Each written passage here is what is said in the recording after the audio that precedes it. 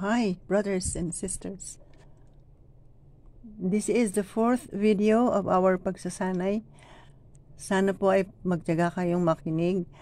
Medyo mahaba ng konti. Abot po tayo ng mga more or less 20 minutes kasi po magbabasa ako ng reading sa Tagalog. Today you will be reminded that the ministry you belong to is a sacred ministry. God's word is living and effective, and it goes forth from God's mouth, achieving the end for which He sent it. Unfortunately po, this does not happen automatically. Alin po yun? Yung achieving the end for which He sent it. Meron po tayong dapat malaman para ma-achieve natin yan. People must receive and embrace the word and allow it to become a transforming influence in their lives. A transforming influence in their lives.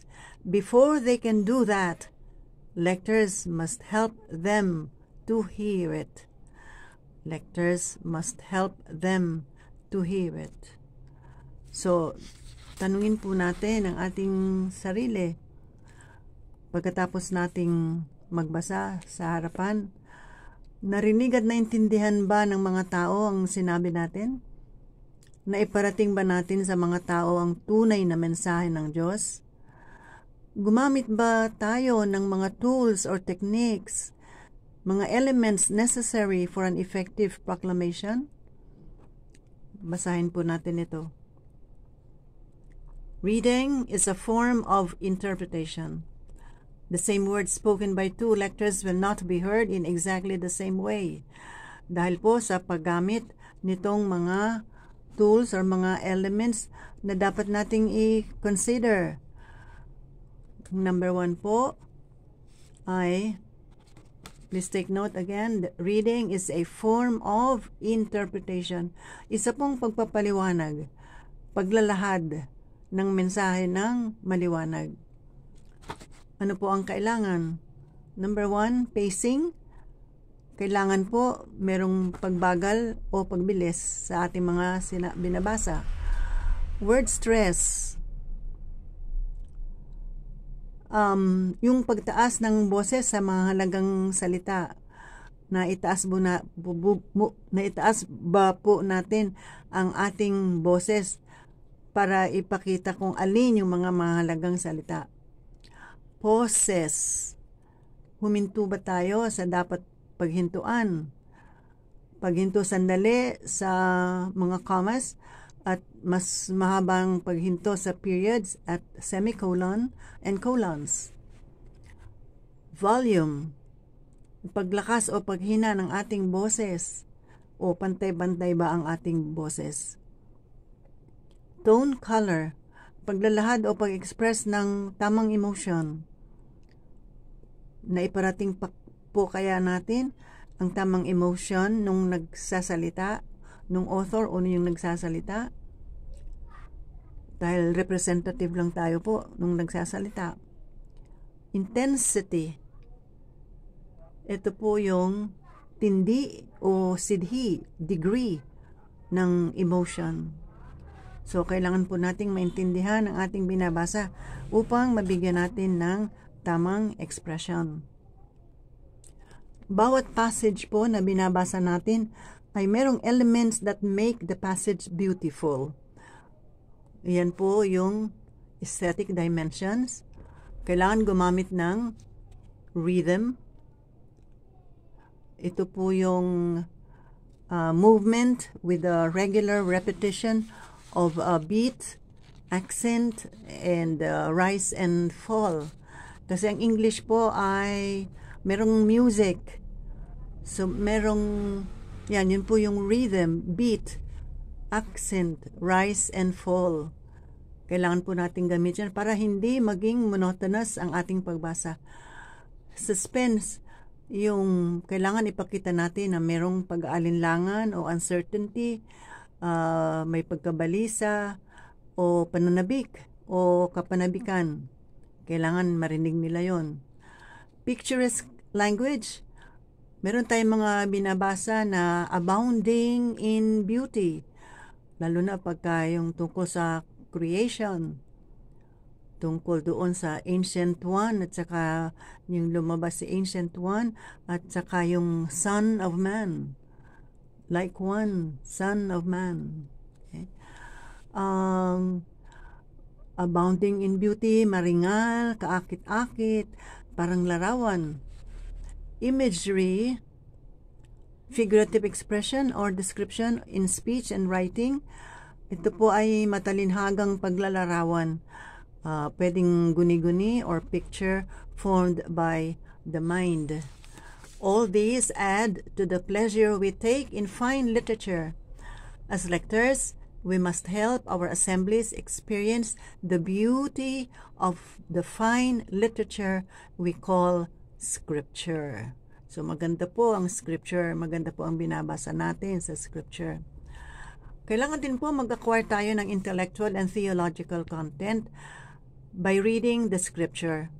Kailangan po mabasa natin yung mga chapters before and after dun sa pinagkuhanan ng binabasa natin.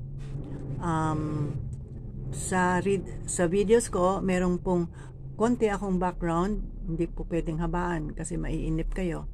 At saka yung mga commentaries, iba't ibang mga authors na may mga different comments. Kung meron kayong mapapagbasahan yan, mas mabuti.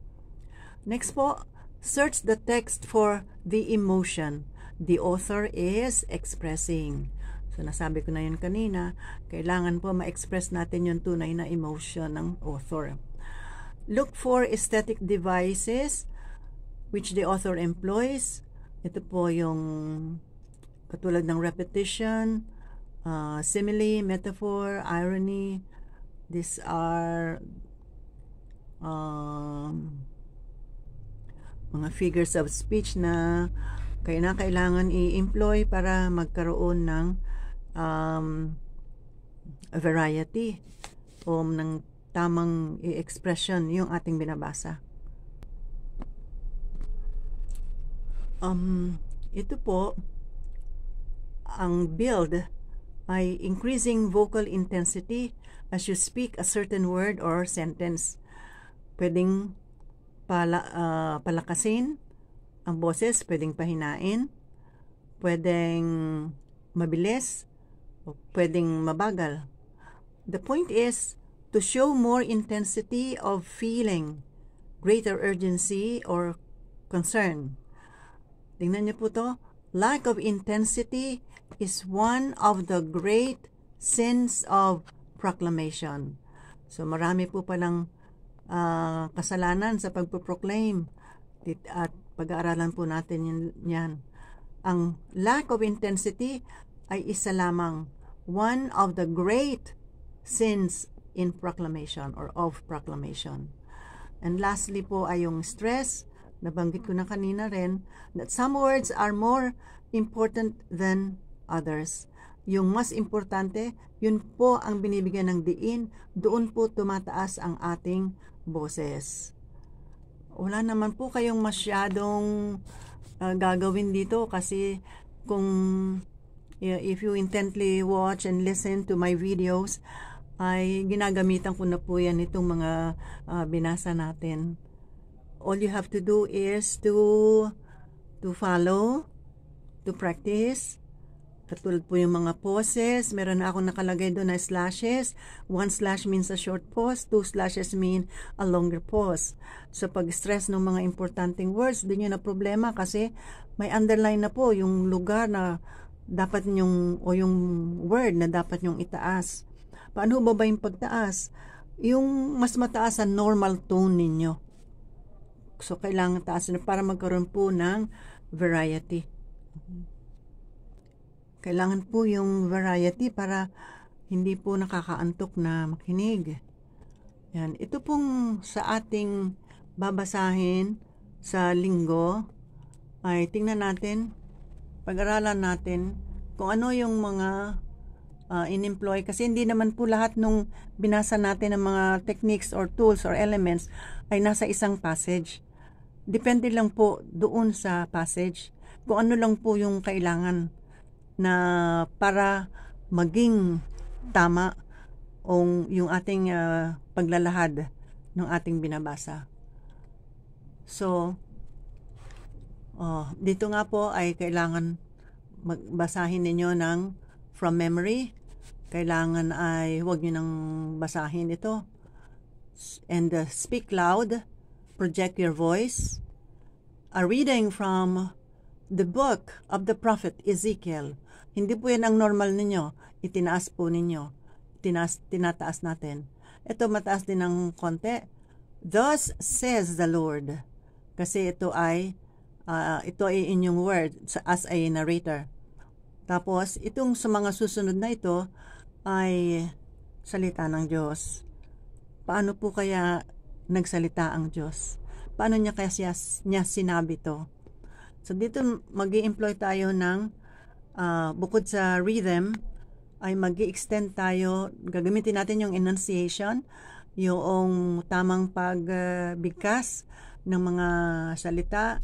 Meron tayong kailangan na pahabain. Katulad nitong you, hindi basta you, Son of Man. Ang boses ng Diyos ay ini-imagine natin na medyo malakas, strong, at saka medyo mababa ang pitch. No?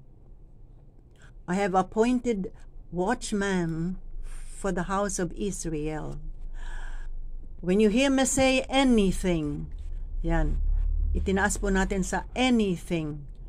Ito po ay hindi any. Any. Enunciate natin yon. A, TH, at saka yung NG. Anything. Anything. You shall warn them for me. If I tell the wicked, yan. Habaan natin yon. Oh, wicked one, you shall surely die. Pwede bang, oh, wicked one, you shall surely die? Hindi po maayos, no? And you do not, so, oh, wicked one, you shall surely die. And you do not speak out to dissuade the wicked from his way. The wicked shall die for his guilt, but I will hold you responsible for his death. Kita niyo po yung expression doon? But I will hold you responsible for his death. Doon po sa mga you, titingin po kayo sa mga tao. But if you warn the wicked, pwede kayong huminto dito, but you give the full sound of you, but. Pero pwede rin namang, but if you warn, mas mabilis. Pagka ganun po, ginamit ninyo ay weak vowel or schwa sound. But if you warn the wicked, trying to turn him and so on, and he refuses to turn from his way. So yan, nag-stress tayo ng mga words. But you shall save yourself. Gumamit tayo ng inflection dito, dahan-dahan sa dulo kasi the end na. So look at the people here until you finish the word of the Lord. Yung pong rhythm na binabanggit natin, yung merong beat, ay kalimitang nasa responsorial psalm kasi sa poetry. Kaya dito makikita ninyo. Oh, that today you would hear His voice. See? Oh, that today you would hear His voice. Rise and fall, rise and fall. Harden not your hearts as at Meribah, as in the day of Massah in the desert, where your fathers tempted me. They tested me, though they had seen my works. So, inflection ulit doon. Pag nag-inflect kayo dyan, though they had seen my works, tingin kayo sa tao, at yun na yung po signal na ang kasunod noon ay yung sagot nila. Kaya kahit walang kamay, pwede na po. Pero kung sinabihan kayo na gumamit ng kamay, di sige. Though they had seen my works, sabay tingin po sa tao. Okay. Sa second reading, so ganun din po, taas ng boses, tingin sa tao. Parang dito kasi parang binibigyan niya yung yung title. Para kayo nag-recite ng poem na yung title ay sinasabi niyo na maliwanag. Halimbawa po, meron kayong poem na sasabihin niyo yung title. Halimbawa ay Thank You God. Yun ang title. Thank you God. Hindi pwedeng sabihin Thank you God. So, parang nagsasalita kayo ng title. A reading from. Yan. Tapos ito, parang tinatawagan nyo sila. Brothers and sisters.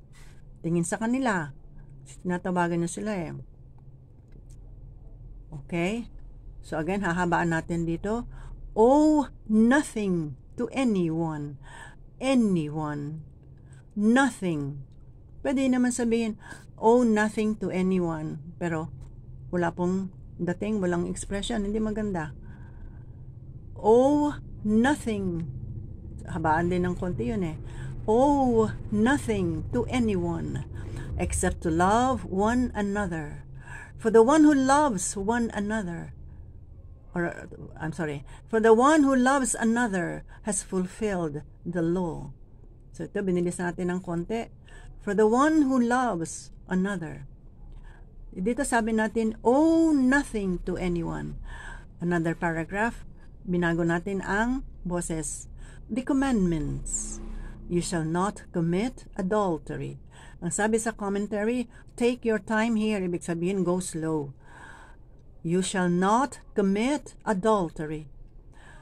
Tapos may variety. Iba-iba po ang tono. You shall not kill. You shall not kill. You shall not steal. You shall not covet. And whatever other commandments there may be, okay, medyo mabilis, are summed up, medyo mabagal, in the saying, namely, ito mabagal, madiin, malakas. You shall love your neighbor as yourself. Tingnan niyo po itong mabuti. Pwede niyong sabihin, love does no evil to the neighbor. Ano po ang mas maganda at mas malinaw? Love does no evil to the neighbor. Yan, or love does no evil to the neighbor. Nakita niyo po ang diferensya sa pagbabago ng tono, sa pagbabago ng pacing. Love does no evil. So kahit wala pong comma, wala pong slashes dan, dapat mai-express natin ng tama. Mas malinaw. Love does no evil to the neighbor. Wala, hindi po ganun. Love does no evil to the neighbor. Ganun po ha. Hence, love is the fulfillment of the law. Again, inflection. Beat the word of the Lord. Sa Tagalog, ganun din po. Kung ano yung ating sinasabi para sa English, ganun din po sa Tagalog. So, lalakas din ninyong boses nyo. Pagbasa, yung parang sa title, pagbasa mula sa, and so on. Ito ang sinasabi ng Panginoon. Malakas po, may buhay. Ito ang sinasabi ng Panginoon. Yung iba pong lecture sabi, pagbasa mula sa, ito ang sinasabi ng Panginoon. Minsan parang nagdadasal. Hindi naman po yung dasal. So, ito ang sinasabi ng Panginoon. Ikaw, tingin po sa tao ikaw, tao, ang ginagawa kong bantay ng Israel. Anumang marinig mo sa akin, ay sabihin mo sa kanila bilang babala. Sa Tagalog po ay lahat ng syllables, wala po tayong weak vowels. Lahat ay pantay-pantay ang ating pagbabasa. Kaya karamihan ng mga salita ay halos pantay-pantay din. Pero kailangan natin ipakita rin yung pagtaas at pagbaba ng ating boses. Kapag sinabi ko sa taong masama na siya'y mamamatay at di mo ito'y pinaabot sa kanya upang makapagbagong buhay, mamamatay nga siya sa kanyang kasamaan, ngunit pananagutan mo ang kanyang kamatayan. Tingin ko po kay sa tao sa mo Ngunit, kapag binabalaan mo ang masama, yan, bumagal tayo, no? Kapag binabalaan mo ang masama gayon may hindi rin nagbagong buhay, mamamatay siyang makasalanan, ngunit wala kang dapat panagutan. So, gumamit din po tayo ng inflection sa dulo. Ang salita ng Diyos. Huwag pong ang salita ng Diyos. Hindi po ganon. Ang salita ng Diyos. Yan. So, ganun din po sa responsorial sum. Meron din pong inflection sa dulo para malaman nila na matatapos na kayo. At habang sinasabi niyo yun sa dulo, titingin po din kayo sa kanila. Kaya, again, kahit hindi gumamit ng kamay, ay alam na nila na kayo na sila na ang susunod, sila na sasagot na sila. So, tayo ay lumapit sa kanyang harapan na may pasalamat. Siya ay purihin ng mga awiting may tuwa at galak. Tapos, sasagot na po sila. Medyo mahirap pong magbasa sa hindi sa lectionary, kaya mas gusto ko sana sa lectionary. Palang araw magagawa ko rin yan pag nagkaroon ako ng lectionary. Sana merong spare ang simbahan na pwedeng ipahiram sa akin. So ito, ganun din po. Mga kapatid, tinatawagan nyo sila eh. Mga kapatid, huwag kayong magkaroon ng sagutin kanino man, liban sa saguting tayo'y mag-ibigan. Sapagkat ang umiibig sa kapwa ay nakatutupad sa kautusan. Ang mga utos, nagbago tayo ng tono. Ang mga utos, huwag kayong magkaroon. Tapos dito, ang mga utos, gaya ng dahan-dahan, huwag kang mangangalunya, huwag kang papatay, huwag kang magnanakaw, huwag kang mag-iimbot. At ang alinmang utos na tulad ng mga ito ay nabubuod sa ganitong pangungusap. Si bumilis at bumagal tayo. Ito kailangan malinaw. Tingin sa tao. Ibigin mo ang iyong kapwa gaya ng iyong sarili. Ang umiibig ay hindi gumagawa ng masama kanino man. Kaya't ang pag-ibig ang kabuuan ng kautusan.